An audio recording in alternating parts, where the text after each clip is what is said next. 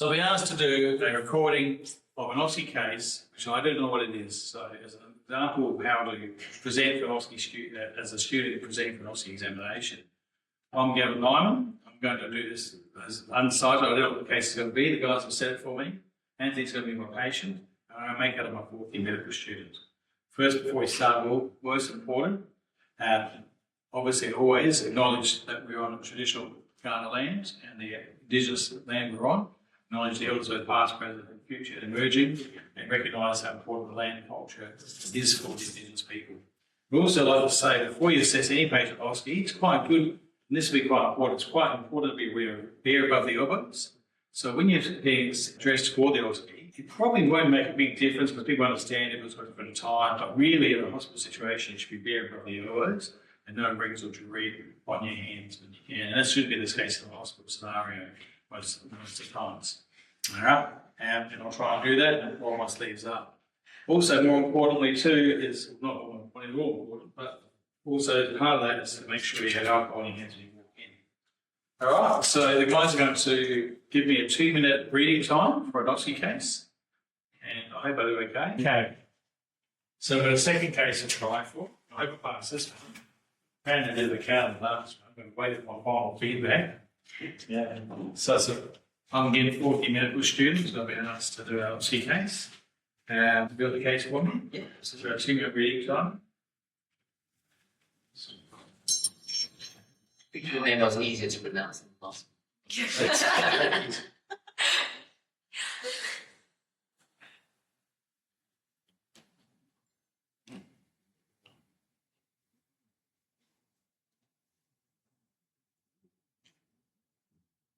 So it's a 27-year-old man who presented to the emergency department complaining of acute pain in his right shoulder, came on after a tackle and playing rugby earlier that evening. He was unable to complete the game and a friend drove him to the hospital with considerable discomfort. He states that there were any injuries elsewhere, no significant medical history, no previous shoulder injuries, and there's no regular medication. Okay, I've been asked to do a shoulder examination. I want some investigation to do. And provided states, based on the examination of the provided image, it states the examiner your diagnosis in a minute. Describes the examining management of the patient. Okay, so I presume they'll show me the exam, the x-ray, halfway through the case. Is that right? Yeah. Okay, so how much time have I got? 50 seconds. So a 27-year-old guy who's tapetus, that's right, who's actually injured his right shoulder during a tackle playing rugby. Okay. In South Australia, we do know what rugby is, I think.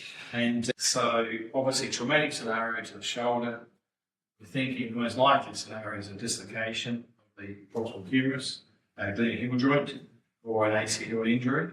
You could have a fractured shoulder. It's going to be a traumatic or dislocation. Again, traumatic scenario, fractured dislocations. Again, you could always worry about infection. And so I'll be looking at assessing.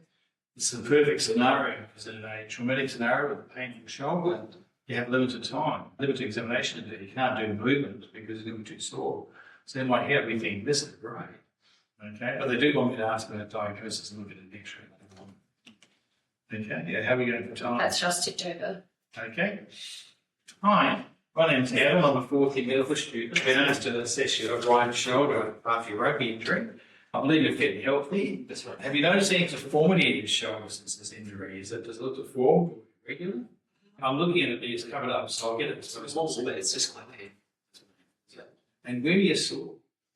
It's hard to say. It's really warm out there generally. And so I've got it with a little bit more information from you. When you were tackled, did you fall to the ground to get the injury, or was it during the tackle? I think it was probably when I fell down. Okay. And did you hear something? Feel like something popped out of the joint, or did you hear anything break or crack or any noises at all? I wouldn't be able to recall, I'm sorry. You never had any other dislocations or any other injuries at all? No. All right. All right. And are you fasting? Have you had any food? When was the last time you had a drink? No worries. Allergic to anything at all? No. Any medical problems that worry me in theatre? No. So, no anesthetic issues or anything like that with any blood thinners or any other issues? Not that I would know. No worries. This is the image that you see on general inspection. Oh, okay. Okay, there you go. But that looks, they're looking at your shoulder. Well, I want to look at your shoulder, so you can stand up. Anyway, so you're probably too sore to stand up. That's okay. Oh, I guess. So I'll get your t-shirt off and your shirt off. Let's have a look at it. Sure. Okay. And I've just seen the shoulder and it looks deformed. I'll be worried that there might be dislocation going on. We're going to do a session in further detail. Sure. Have they got you in a sling? I can't remember if that picture shows a sling.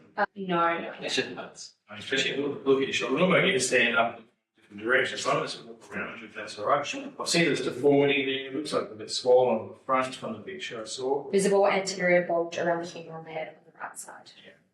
I'm looking from the side, from the back. And I can't see any other raising apart from the deformity of the obvious deformity, which looks like a dislocated shoulder.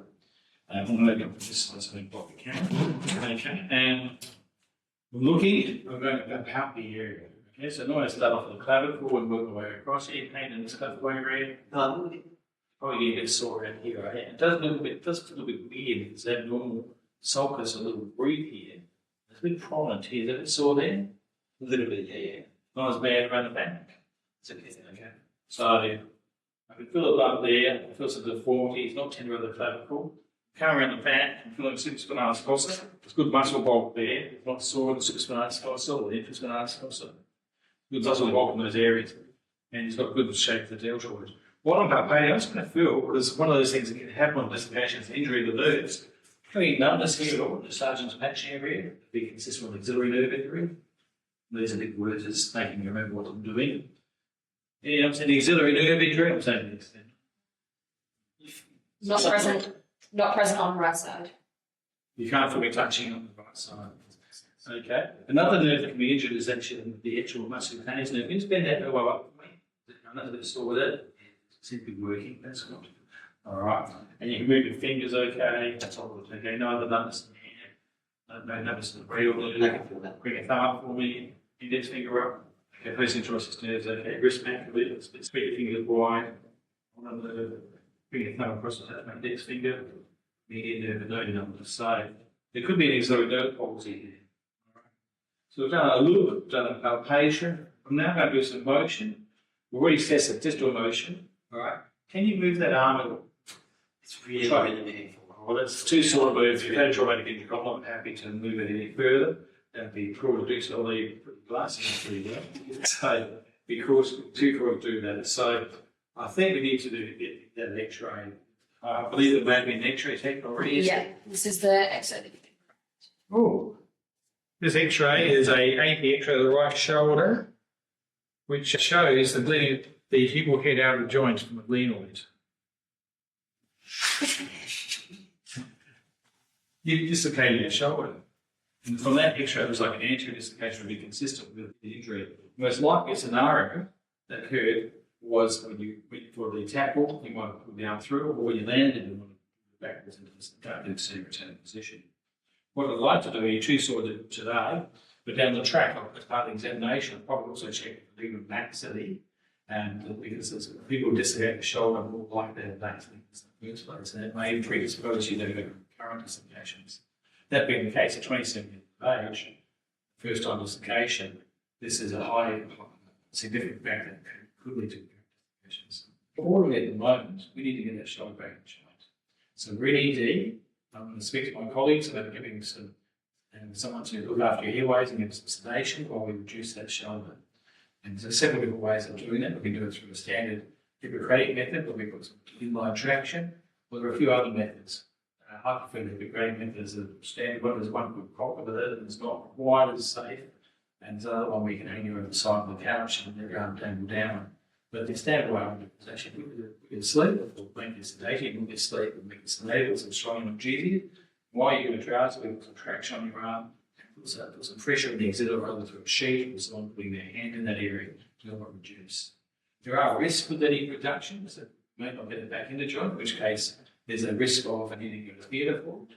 There's also a risk of getting nerve injury, although I believe there's an auxiliary nerve palsy there, and that's from the dislocation, that's putting on the auxiliary nerve. Reduce it, we get the pressure off that nerve, and hopefully that should recover. There are other risks too, with then the seizure itself, with people sedation. You could lose some airways and have to go to theatre or make sure tube put down your throat to keep your breathing well. And also you could associate with that, you could get a aspiration event.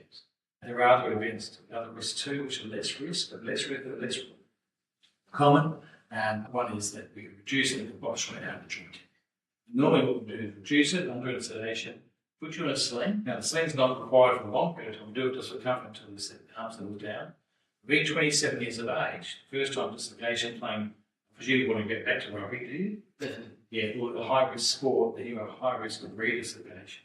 There's an argument for further investigating it down the track, an MRI scan to assess the damage that's been done, which is usually the label pulled off from the shoulder, and then you might want to talk about having a stabilisation procedure. Most of my colleagues in 40 don't let me know this and just refer to orthopedic surgeons after having an extra reading. Once we've reduced it, we'll put you back into, I say that because you don't need to know. But once we've reduced it, we'll put you in the sling, recommend ice on it to reduce the swelling, give you discomfort, so painful to go home with, discomfort, maybe for a day or so you might be stronger analgesic, but certainly as soon as possible to some anti-inflammatories or Panadol, and down the track we will need to, I would prefer to speak to surgeon regarding a stabilisation procedure, discuss that as an option.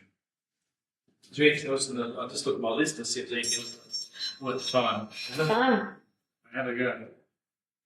You did very well. Got the right diagnosis. I just lost the words. Is there anything else they wanted me to do? They did a repeat neurovascular assessment after relocation. Besides that, limited by pain, obviously. So when you get the traumatic scenario, it's actually good because you can't do as much. Yeah. So Fit it all. Yeah. But it's also harder to do a traumatic scenario in the OSCVE case. So be aware that you wouldn't be prepared to have all traumatics, and you might get them if you're lucky, but you might find that there'll be some elective scenarios too.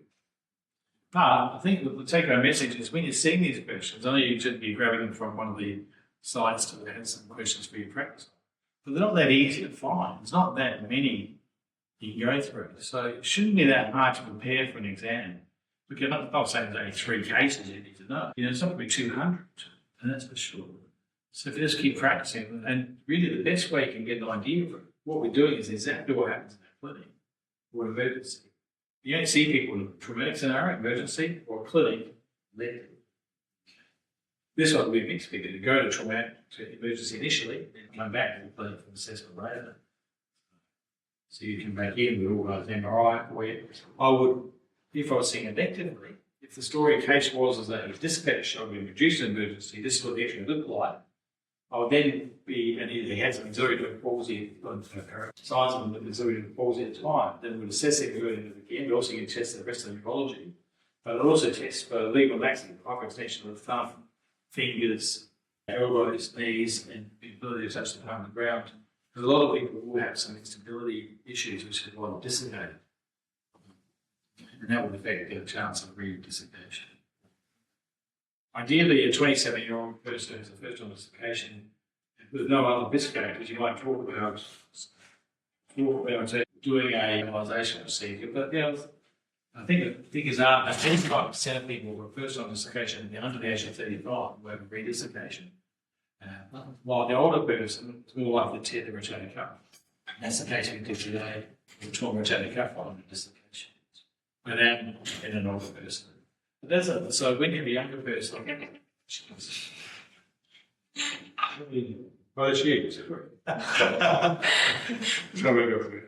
when you have a younger person who dislocates their shoulder, the reality is that 85% is a chance of redislocation. If they have a second dislocation, then obviously they already are a recurrent dislocation, in which case it's 100% chance of redislocation. But there can be other factors too. The surgery's not without risks themselves, and if 5 out of 6 redislocate, then 1 out of 6 won't redislocate. And those are their historical figures. I'm not sure how. It usually looks good. Amazing. I just sent you those photos, so if you want to put them on the video, you can. Perfect. You can do that. Good idea. All right. I'll try and get that sorted out. I'll stop that recording. Wrist and shoulder experts. Oh, it hasn't been recording. I hope the bloody sound came through.